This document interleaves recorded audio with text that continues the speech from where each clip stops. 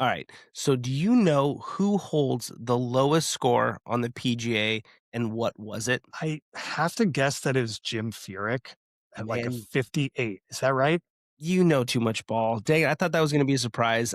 Given how much his name has obviously been in the news lately, I think it's a crazy thing to go back to and defensible. I mean, he has tons of accolades and major championships, and I think he's won like twelve times or something on the PGA Tour, maybe even more. But yes, he holds the lowest score ever recorded on the PGA Tour, a score of 58, and he also had a 59, which puts him in a more elite club of people that have only gone under 60 twice in their lives. It's incredible. But yeah, Jim Furyk, our future Ryder Cup captain, the guy who's getting all the shit in the world and being told why is he the Ryder Cup captain, holds the lowest score ever. It's amazing. Yeah, and he gets so much hate and it's so ridiculous. I mean, he is one of the greatest golfers of all time. And I anybody that says differently, like I just strongly disagree with. To be able to play his game with his swing as well, just being so unique, like he's one of the best of all time. So I'm stoked that he's leading the Ryder Cup team personally. I think it's the right call. I think it's a tough position to put anyone in, and I don't think you waste that spot on someone new. I think it's a great thing to go back to Jim Furyk, and it's kind of setting a little bit lower expectations and just not giving the opportunity to ruin, like, not this example, but a Tiger for the first time, right? We don't want Tiger to go out as a captain and lose his first Ryder Cup, right? And likewise, a lot of other names as well. So I think it's perfect. I think it's a perfect fit. I'm looking forward to it, and hopefully we can steal one. A local municipal golf course says it's been overrun by what some are calling, quote, hack golfers. Has the game grown too much? Do we need more scratch golfers? I'm telling you, hacks slow the game down. You can't grow golf if people are chunking it into the weeds all day. Scratch player?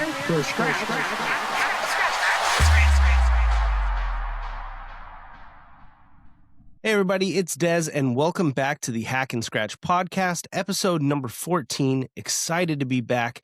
Casey, how are you feeling about the state of golf? Lots going on, lots of news, lots of changes, lots of rumors. It's heating up and we're in major season now. We're past the Masters, we're moving into the other majors, and it's an exciting time. Yeah, it's a great season of golf. We're right in the thick of major season. We got one coming up in 2 weeks. We got one more signature event. I mean, it's crazy. When do we get to go signature major? It's pretty incredible. So, good time to be talking about golf. But we can't move on without recapping what happened this last week. The PGA finally returns to Doral as Cam Young returns to the winner's circle. He went wire to wire for his first, I believe, wire to wire win ever in his career, closing with a 68 to finish at 19 under, which was 6 clear of second, being Scotty Scheffler. What do you think of his gameplay? Just dominant. I mean, it's so hard to win on the PGA Tour, let alone go wire to wire, and then let alone 6 above Scotty Scheffler at the end. Like, that's incredible golf. And I think people knew kind of going into moving day, like, as long as he doesn't really blow it, he's got this in the bag, which I know frustrates people because they want some more entertainment value, but it's just showing how good of a player Cam Young is and how he is going to be a threat to the rest of the top players. Yeah.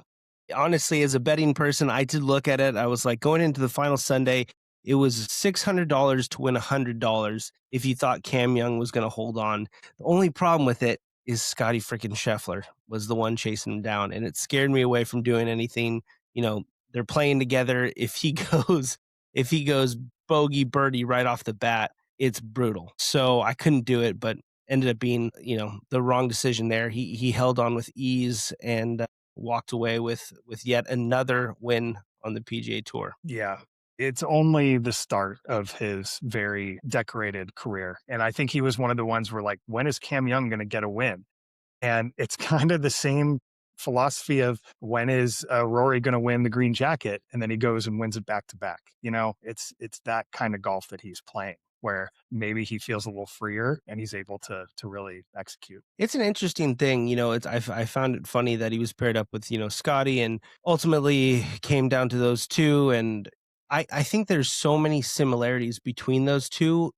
especially with the game between the ears. Like, I just feel like they're pretty even keel people. Nothing really rattles them, and they've been able to use that. Whereas, some people, some great golfers of the past have been able to use momentum and maybe anger at times and frustration to get them to finish well. These two just they just go out, play their game, and if it's good enough that week, they walk away with a trophy. It's remarkable how they're able to do it.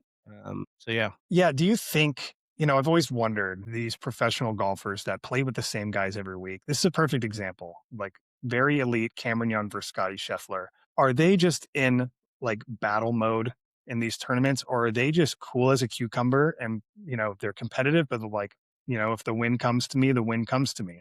I've always wondered that if it's like maybe you take things a little more seriously and a little more quietly in a major, but just that, I mean, not that a signature event isn't important, but there's a lot of, I'm just curious about their competitive state when they're playing together. Yeah, I listen, these we can't lose sight of the fact that these are incredibly competitive people and wouldn't be here if they weren't. And, I think Scotty, whether he's playing his buds from home or trying to win the Masters, is not wanting to lose more than wanting to win almost. So the funny thing is, does the frustration start to peek through when things aren't going your way? And up until now, I would have say Scotty's been pretty reserved, but feel like it's starting to show through the cracks a little bit.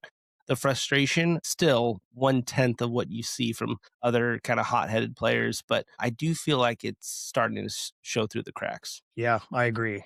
And we'll see if he gets that kind of next win, or we'll see what Scotty does. But I've noticed it as well. So there was a few other talking points this week that we can't move on without covering. A lot was around Doral and the attendance maybe being subpar and the environment not being as electric as they hoped. I don't know. It's hard to know what to believe if you weren't there. So I'll say that. But from the images, it doesn't seem like, there was as much energy, but that also could come from the winner being 6 shots clear. So there's a lot of factors into it, but it did seem like perhaps maybe F1 being in Miami that weekend, maybe other big events, sporting events being that weekend as well, pulled away from it, but definitely seemed a little quieter for a signature event. Yeah, I saw a lot of that too. I think you made good points, and that's probably the reason too. A lot of other things going on, kind of a runaway tournament. Yeah. Yeah. Hard to gauge. Definitely. Well, the last one we have to talk about is coming from the pit stop and not over in F1 Miami. It was McLaren Golf had a rough outing for their first time out on a golf course. What did you think of that? Did you see the irons off before they went out? And what did you think? I did, and I'll be honest with you. I thought it was a joke. I thought that these weren't actually going to be the clubs that Justin Rose is going to play. I was very surprised. Me as a golfer, like I don't like to change things too often. And if I do change things, they're subtle, small changes. But I feel like he just threw out the playbook and is starting over with these irons, which I thought was very interesting. And I don't know if I like it. I think it's a strange move, and yeah, it didn't go well. But then again, first time playing in a tournament with them, there's growing pains. So that's how I feel. What do you think? I mean, it's got to be a hard phone call that, he has to make to McLaren. I mean, the one thing I will say is he's been partnering and working with them on building these irons. It wasn't just like a sponsorship takeover where, hey, you're playing these this week. Like he has a hand in it. So he has to feel partially responsible, but it can't be a easy call to make when you say, hey, I'm number 3 in the world and I just got dead last at a signature event. So, and there was only one change this week. There's only one thing to point to. And yeah, it's a really tough one. I don't, if it were real McLaren, they would spend the week with their engineers working on fine tuning their machine. They'd get out almost, a partially new car ready to go for next week. I don't know what you do here. You can't just remake new clubs. I mean, it's like not in a week's time. No, and that's the idea that they think can happen, right? Is like when a player moves, let's say from Titleist to TaylorMade, they're like, "Hey, I really loved those T100s. Can you just make me like a prototype that has the same weight, dimensions, whatever, but just make it look, like TaylorMade?" They'll do it for you. But does McLaren have the golf resources to be able to be competitive with these other brands? I don't know. We'll see. I guess we'll see this week because I know Justin is in the field this week too, I think. So we'll see if he was making any changes. Yeah, we sure will. Okay. Well, we didn't have a live event last week. We will have one this week. But in the meantime, I'd like to cover some things going on over at YouTube Golf. First off, we got to give a congratulations to our boy, Bobby Berger, no longer eligible bachelor. He's gone. I love it. Yeah. I was trying to think of a nickname, Bobby Burger or Bobby Bagels or Bobby Fairways. And I'm like, Sure. Bobby Nuptials just doesn't sound like the same. Congratulations to Bobby Nuptials on that engagement. I love it. That's fantastic. Yeah. So good for him. That's super fun. Also, that I've been watching the videos of that Bob HQ coming together, which I hope we get to visit one day because that looks like so much fun. I was a big fan of Fantasy Factory back in the day with Rob and Big.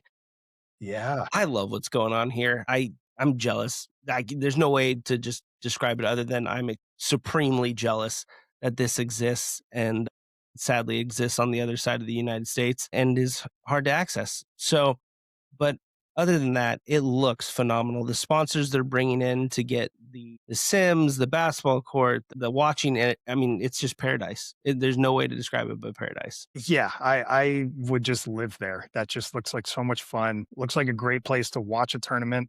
You have activities to do while you're watching the tournament. Just super cool. For sure. I think J-Bone might actually live there. I think they're going to bring in some cots and he probably will live there. So, but nonetheless, yeah, Bob HQ coming together really nicely. It's funny though, he's very open about like, hey, it's still like 6 to 9 months before we're doing stuff that we want to be doing. So I can't imagine how it's going to further develop, but it's going to be amazing. So Bob Does Sports got out there with foreplay twice last week, both a rematch and then a follow-up rematch. I believe going into it, they were 1-1 as far as heads up between play. And then the first video dropped, I believe, on Barstool's channel, and that was a win for them. So they went up 2-1.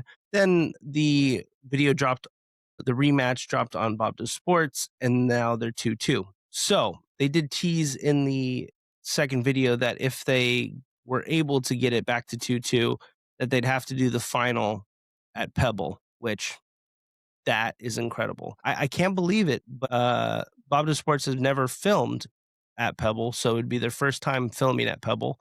That would be incredible. That course would just eat them alive. I'm sorry, but what a great way to have like kind of a tiebreaker or something there. Like that would be super cool. The entertainment value would have to be very, very high. Number of balls lost has to be a bet on their Prize Picks promotion. Yeah, you'd be over. So so that was pretty good. Bob breaking 80 didn't go as well. That's just like the reality of golf though, right? You feel like you practice, you build your game's trending in the right direction. You get out there, great first hole, you're feeling good, and then it just all falls apart. It all falls apart on one hole. You feel like your day's shot. I can't even believe he rallied as much as he did. But then to blow up again on the back nine, really tough scenes. Comes out in the 94, I believe. So not a good look, but no question about it.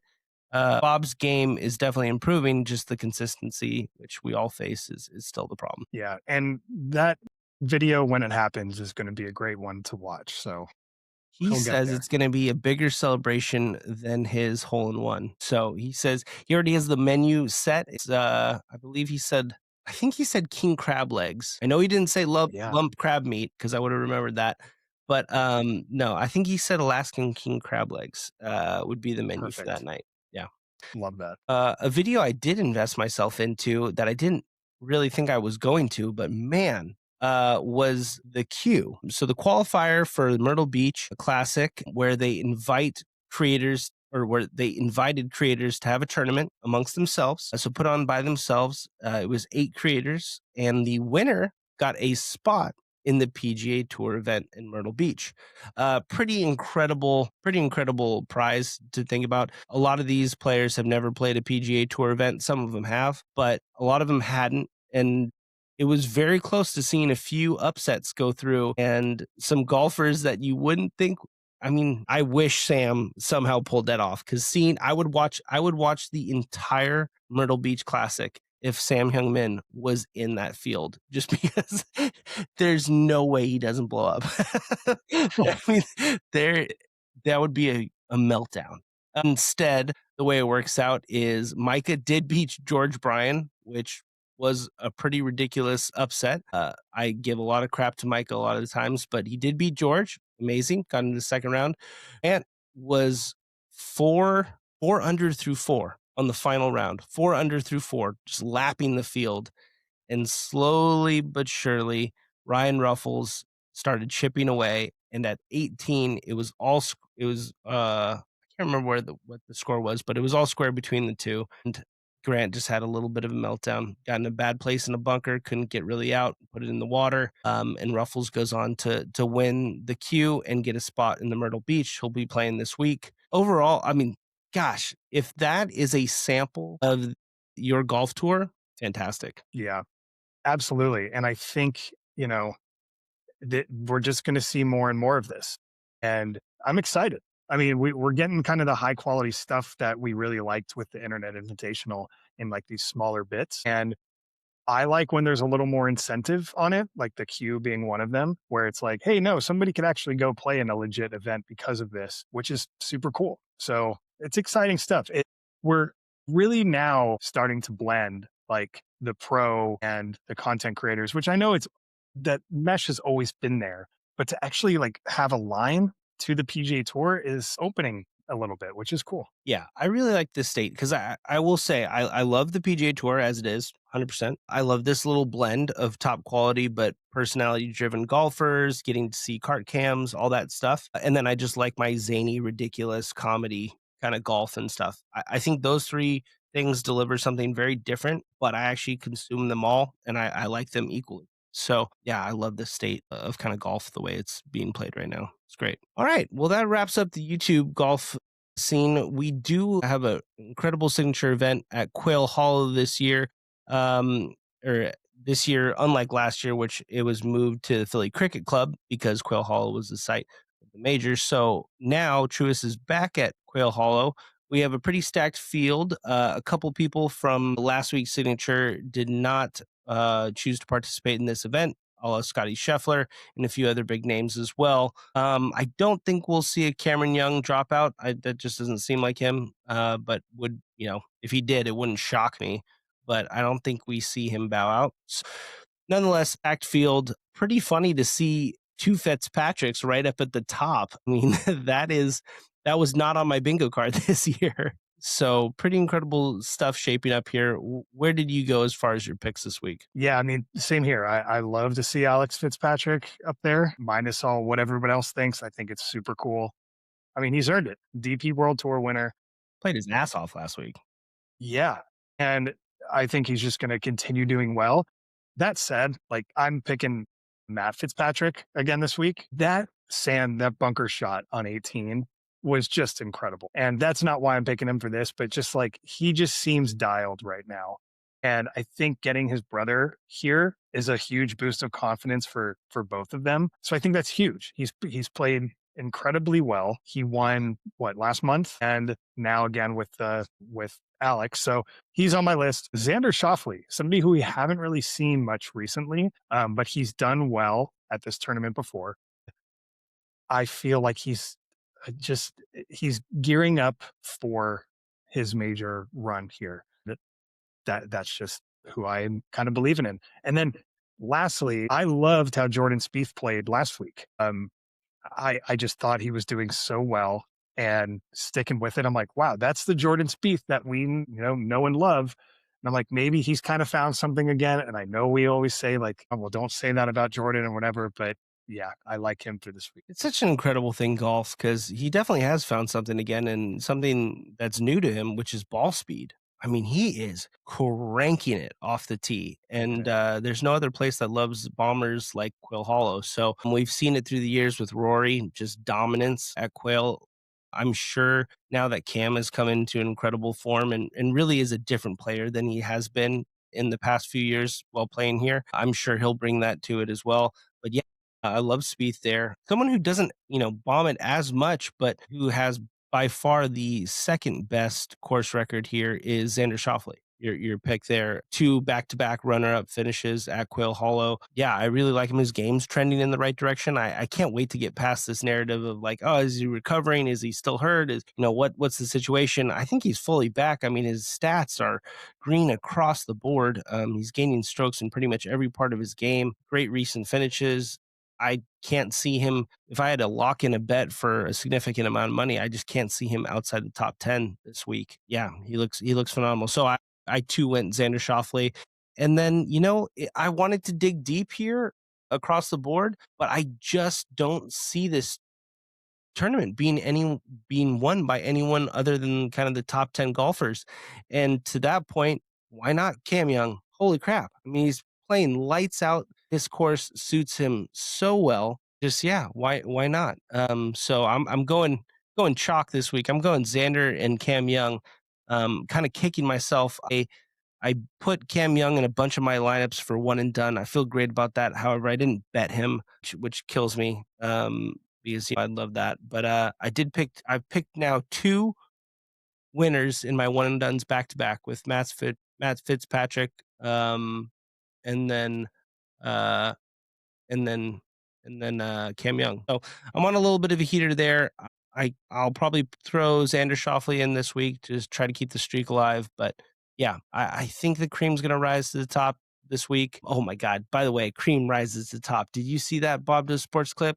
Freaking Joey No. thought it. No, God, Joey thought it was cream rises to the crop. Emphatically, So it's like a mix of cream of the crop. Yes, mix It's a of mix cream of- of the crop, but the cream rises to the crop. It's just You know what? I love it. yeah, it's wild. Sorry. But yeah, I think the cream will rise to the top here. We'll see a top golfer take this one down. And I think since we're both on it, we might need to throw some money on Xander Schauffele. You got to pay for a baby in a couple days that's due. So we could use it. Right. I could use a win. That's right. All right. All right, let's move on. We haven't done a pro shop drop properly in a while. For me, there is this brand that has been quietly growing for the last decade. And I say quietly, it's probably not as quiet as I say, but I do feel like it's just like teetering on the edge of exploding. So my question to you, Casey, is how much do you know about the brand Melon? Melon. Is this a hat company? It is a hat company. That's all I know. Okay. That's I feel like that's pretty much all people, that's all they know. They've seen it is probably the extent of it.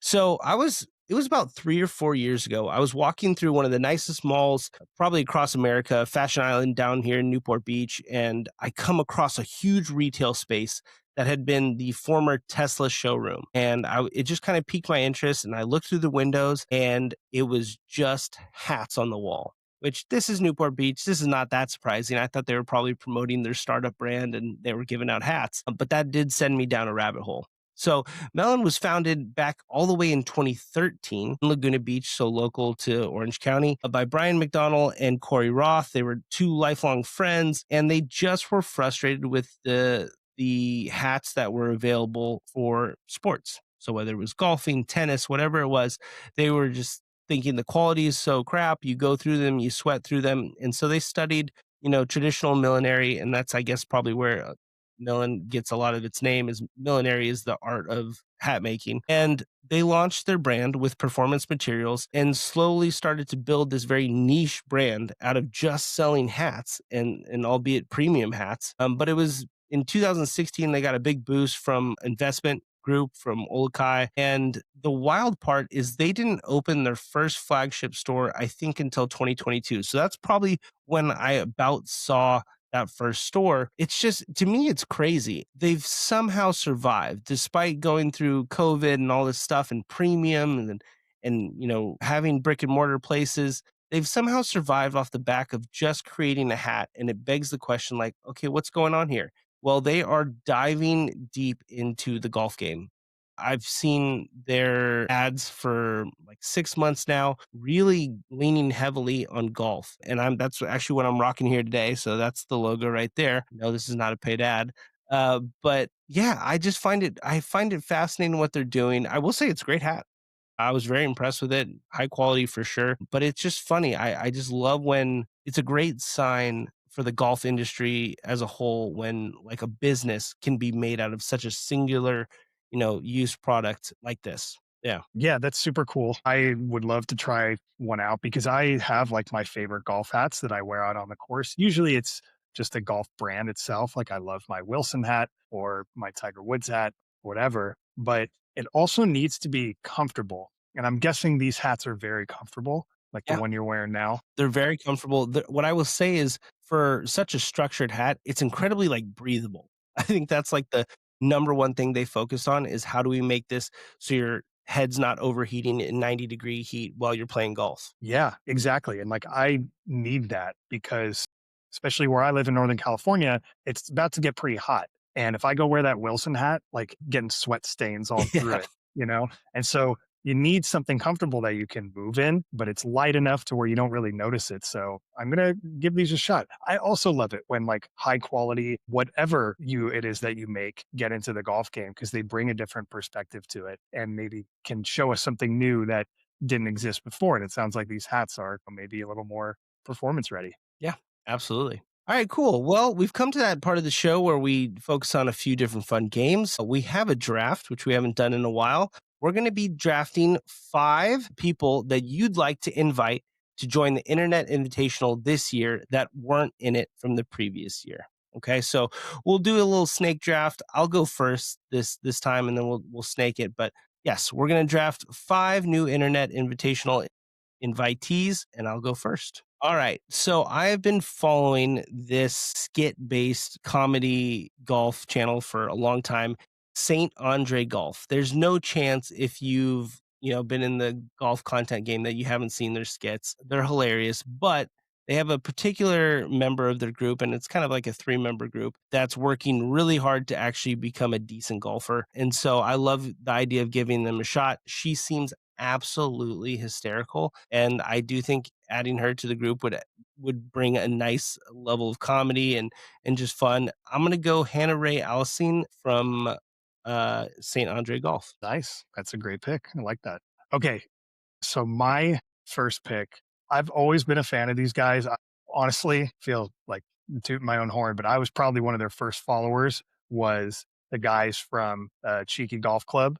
And so more specifically, Benji, I just think he's got great energy. Seems like a great guy. And he's getting way better at golf, clearly. Playing golf every day until I make 18 pars in a row. And they did it. Now they're on to the next thing. I think he would be a lot of fun. So I'm choosing Benji. That's a good one. So my next person, kind of bridging the sports gap a little bit, Caitlin Clark. I think she also has great energy. She's played in a few of the like pro-ams at various tournaments. She might have played at Pebble. Maybe I'm thinking of a different one, but I know she's been out there and playing it. She's a pretty good golfer, and I think it would be cool to see her out there because she's still kind of having her moment as one of the best basketball superstars. Her name was definitely thrown out there. I feel like shortly after the Internet Invitational ended the first round, and she was all about it. She was like, as long as it works for my schedule, I'm all about it. So that's a great pick. That's a very good one. I like that. And obviously gonna get the eyeballs. She's very popular in the sports world, and yeah, that would be a really good thing. It bridge between like getting a LeBron who would probably like suck all the attention, right? I think that's a perfect ad. All right, let's see here. I'm gonna go. Man, I'm leaning. I didn't realize I was gonna do this, but I'm leaning heavily a little bit into the skit golfers.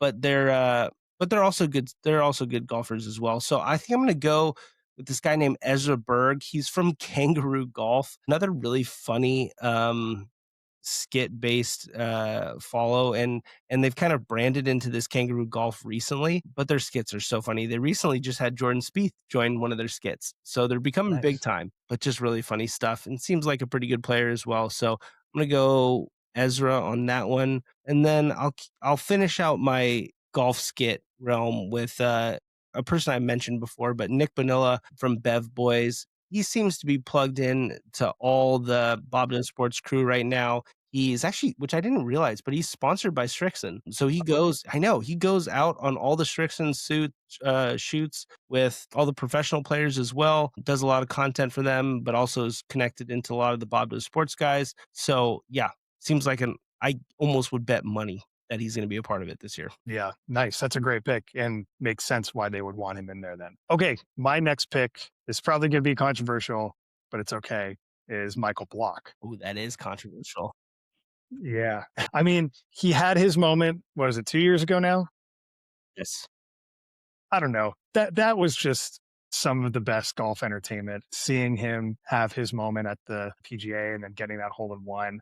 That was one of the And he's still, craziest storylines ever, and seeing dude, his face on Callaway's headquarters the next week was crazy. crazy. Talk about just like overnight sensation. He did kind of fumble a little bit after that, but that's okay. Yes. And I think that's kind of what makes him a great candidate to be in the Yeah. Internet Invitational. Like He he's needs a got little bit of such a good, controversy. yeah, and he's got great personality and he can talk to anybody and he could probably talk a little bit of trash. So I think that would be great. That's a good one. I like that one. And he's playing in 2 weeks. So he's still obviously his game's incredibly sharp. He'll be out there at PGA. So Yep.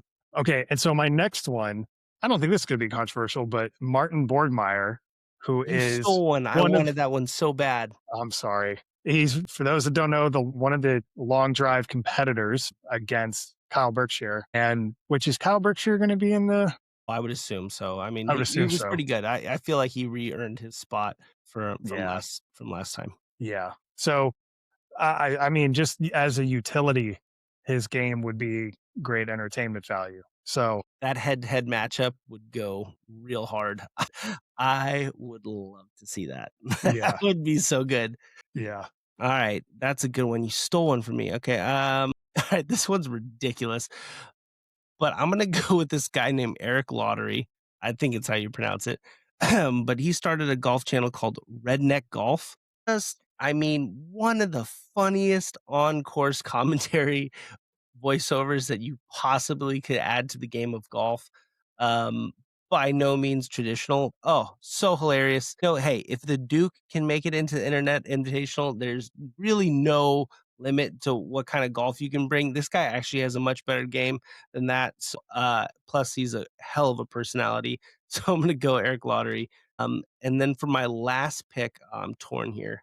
Okay, God, I'm making such a freaking Gen Z move here, even though I'm not. I'm nowhere near Gen Z. I'm going Big John Golf, which is a crazy pick, but it is so barstool. I do feel like it brings in a slightly younger crowd. He's risen through the barstool ranks through that, but he also loves golf. I'm not going to mention all the other stuff he also loves, but he is a personality. For sure would go toe to toe with like DOD King and some of those bigger personalities on there. And I want to see a little bit more, not necessarily conflict, but maybe conflicting personalities this year. And so I think if you match some of the big personalities that you had last year, I think it would provide some good fireworks. So I'm going to go Big John Golf for my last spot. Nice. Look at you, staying in the loop with what the cool kids That's are gonna, who yeah. they're following. There's going to be a lot of Yeah. people that don't like that pick. Okay. Yeah. All right. Well, to round mine out, my last pick is Jim Knaus. And I say Knaus because his Instagram handle is Jimmy Hard K. I think some folks will remember him from, I think he just made some Monday qualifiers, or he was a sponsor's exemption to a couple PGA Tour events. He did really well. But he's like a normal guy. And like, I think he played on the PGA Tour for a while, but I think ultimately he just wanted to go back and work his job, where I think he is a marketing manager, or he works for Callaway or one of the major brands. Okay, cool. And Nice. he's just a really cool guy. He had great energy. Everybody seems to love him. Just seems like an interesting guy to have on this tour. That's such a good point. I kind of went the funny route and stuff, but we also need like heroes, like the whole thing of Beef last year. You can't obviously replicate that, but just someone you just root for and love. Same with Chazzy. Oh my God, Chazzy had like an incredible just boom from that. I do think we need great people that you can just root for. So I like your idea. We couldn't have two more opposing last picks, but Yeah, we'll put those together, and that's quite an invitational. we'll have to see where we'll revisit this where we land to see how many we got right. I feel like we did probably get a couple right. So yeah, that's great. All right. Well, we're going to move to a more contentious topic. Dust is being settled. Live is going to end most likely. The question I pose to you, Casey, is, did it do more harm or more good by existing? You know, I don't want this to be taken out of context. So if someone sees this, keep watching till I finish this. I think it did more good for the future of golf without Live. All right. And so I think it called out a lot of things on tour that are difficult to kind of confront, and that the schedule is horrendous on the PGA Tour. Being able to play in live events is more palatable for probably golfers and their families. But for the biggest thing, it showed that people want to play on the PGA Tour and they want to watch major championships. It was always telling to me when the players of live were like, well, how am I going to play in the majors? We're like, well, you went to live, so we don't know. But in that statement, they're saying, we know how important these major tournaments are. So we want to get back to them. So I think, so there's another one. And then kind of my last thing was that Live, I think, paid out something in the realm of $3 billion in like prize money and other incentives for these players. That is so much money. And immediately when all these guys were signing their contracts, when John Rahm signed his whatever, 100 million, whatever, it showed that it's hard to make it on the PGA Tour, that we're not paying these guys as much as these giant contracts. So a lot of things that were good came out of it, but good for the PGA Tour. So that's kind of my take. Yeah, I can see that point, and a lot of the points you make were, some things I agree with for sure. I just can't get, I can't get around the fact that if you were to reverse time and the Live Tour never existed, would the state of golf right now be better than it is right now? And I think the answer for me is yes, because golf, right around that time was it feels like it was just about to explode. We had major media coverage. We had things like Full Swing season 1 coming out. It was becoming more part of social culture to golf. You had for lack of for worse or for better, you had the COVID boom. You had all this stuff kind of leading up to now having household names outside of Tiger. You had the likes of Scotty Scheffler, Bryson, Brooks Koepka, John Rahm, and then you just divided it. You really cut it at its legs. And I can't, I can't get around the fact that I think it would have just continued on that trajectory even higher if Liv hadn't split away and pulled so much of the attention.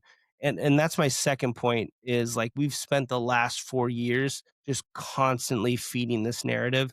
So much wasteful time and space has been used to talk about Live and what do you think of Live players and what do you think of them coming back? I mean, I can't, if you had to quantify the air times being spent talked about Live, it's astronomical.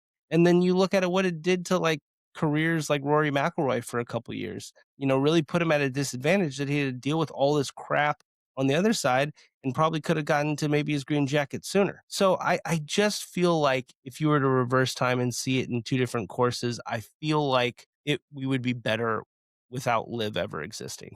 Interesting takes. And I think we have similar but also conflicting ideas on it. I think the good news and the thing we can agree with it is that we're all happy that Live is no more. So regardless of how it happened, I think no matter what, we will be in a better state, in 6, 9, 10, 10 years than we are right now. Yeah. I think selfishly, the things about kind of platforming players we wouldn't normally see, for me, like just being a kid looking up to him, was Anthony Kim, like that. But that's such a specific thing, And so I get it. But yeah, I agree that it's going to create an interesting ride for people to get back to the PGA Tour, especially for the younger players who don't have experience on the tour. So yeah. So how long do you think Live is going to last? I think it's done after this. I don't think they'll find a sponsor to take it on. Now that the financials are coming out, it's a dying business. I can't imagine anyone wanting it, and then you're not going to be able to retain the talent at lower costs. So I think it ends this year. I think so too. I don't think anybody's going to pick it up or try to buy it. I think there's a better shot of that influencer trying to get people to buy Spirit Airlines than Live Golf succeeding, but we'll see. Are you a core founding member? And I'm about, buyspiritairlines.com. I'm a, yeah. I know. That's great. We should so set up that link, buylivetour. We need $30 billion. Yes.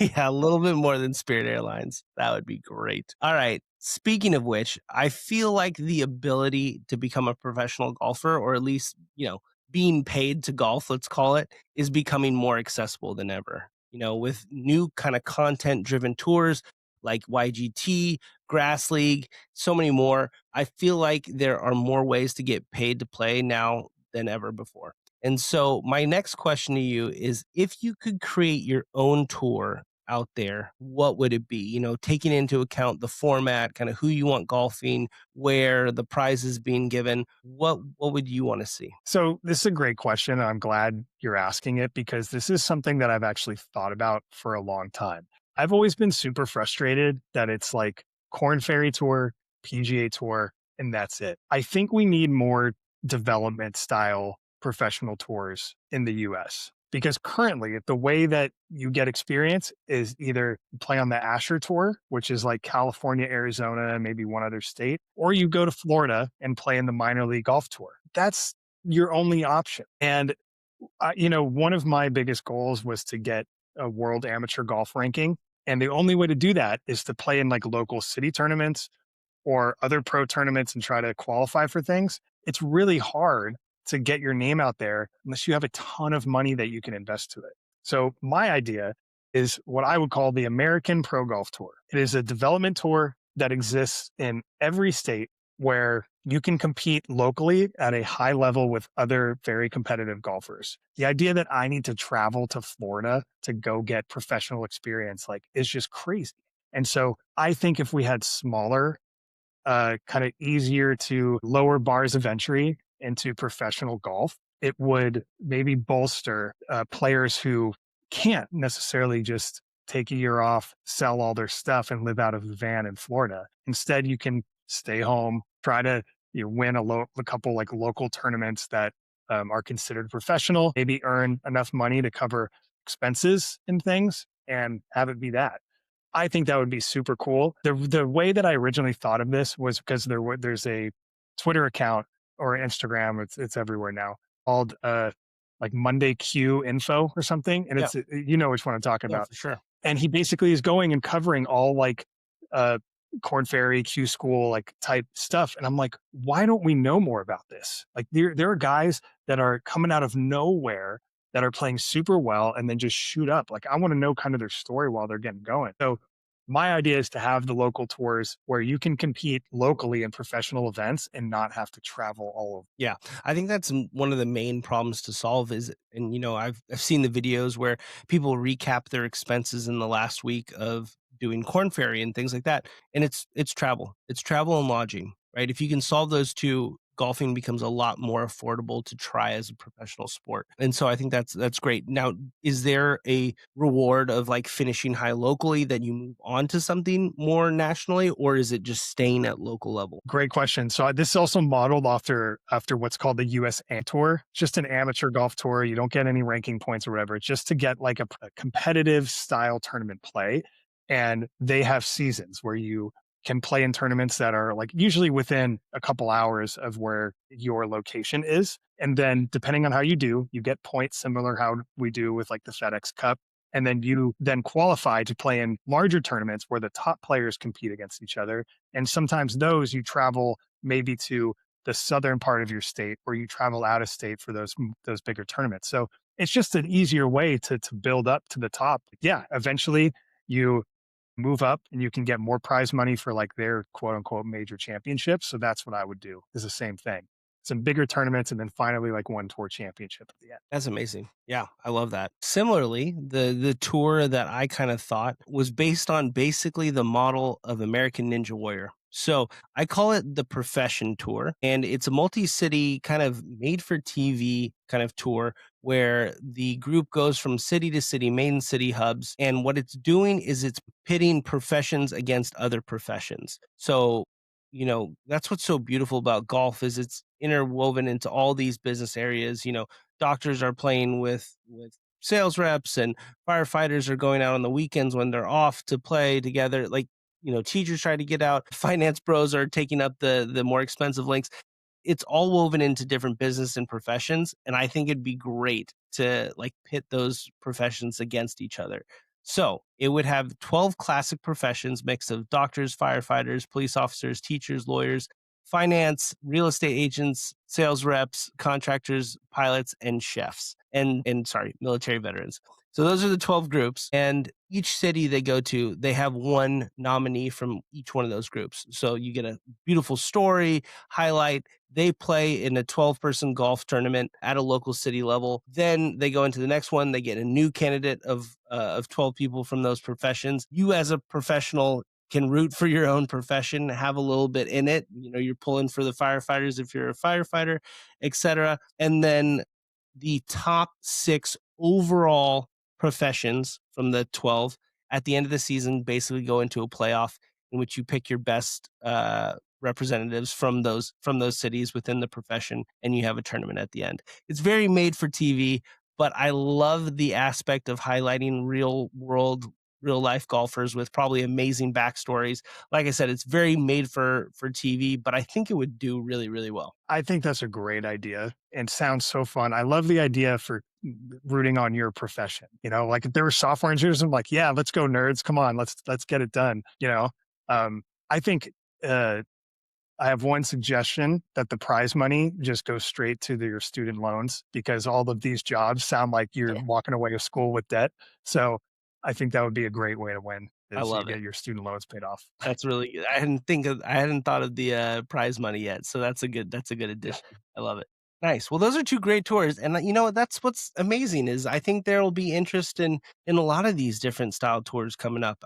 I got my eyes opened up to the Grass League last week, which seems like I feel like that was a total miss on my part. I had never seen it. It's been existing for a while, but now that all these YouTube creators are in it, I started paying attention to it. It's amazing. They put on an incredible event. Very entertaining, good golf. Yeah. So I can't wait to see what more is to come. Okay.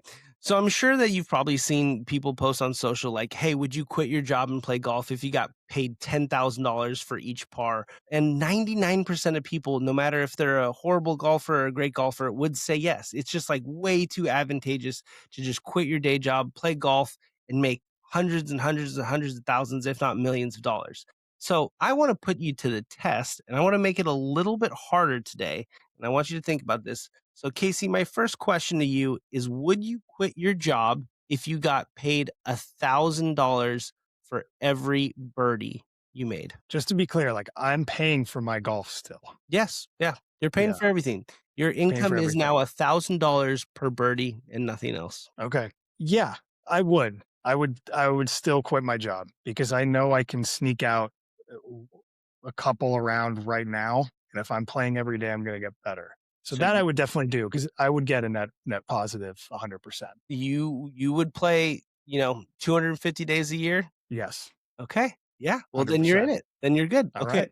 Now I'm going to switch it up just a little bit harder. How about $100 for every par? So you're really grinding it. $100 for every par. That's tough, because one birdie, like I would have to make 10 pars or better, Mm-hmm.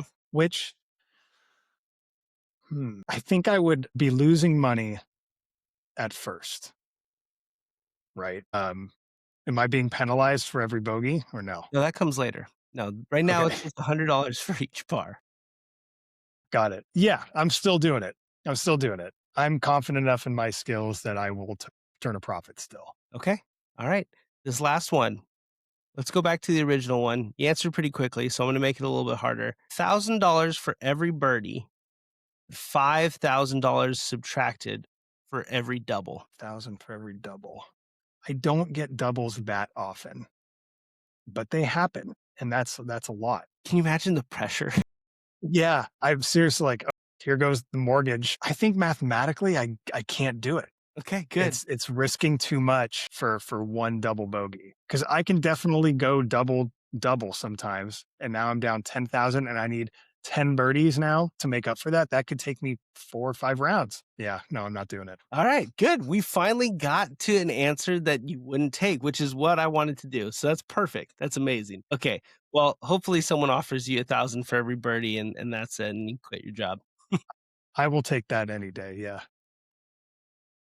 Okay. So I'm going to give you a couple scenarios. They're both different, but they're a little more unique. But I've thought about this one. Would you quit your job if you got to play on the PGA Tour at your current level? Okay.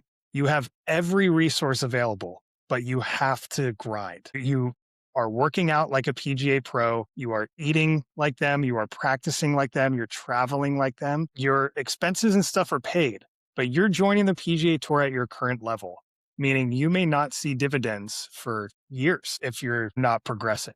So you can miss the cut literally every week for a year, but you still are in the tournament every day, every week. So basically, I got like a multi-year exemption card. I just didn't earn it. Exactly.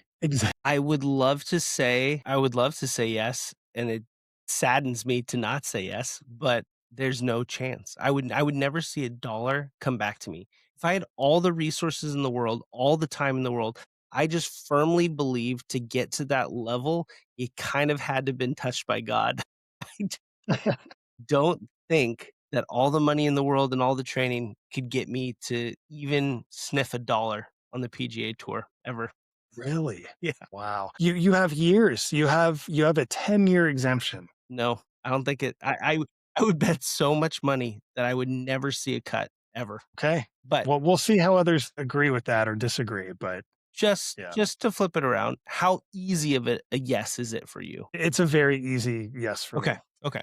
And I know that sounds like super overconfident, but I'm also aware that I am not going to even make a cut for a year. It's going to take me a long time. Because what is a PGA professional is like a 7, a +7, right? Think like a +6, 6, like plus around 6 6, is a 7. okay. Yeah. Yeah. So you gotta get 6 strokes better, but you have all the resources, all the training. You could theoretically possibly have a chance in a couple years to get to that level. Yeah. Yeah. Okay. Okay.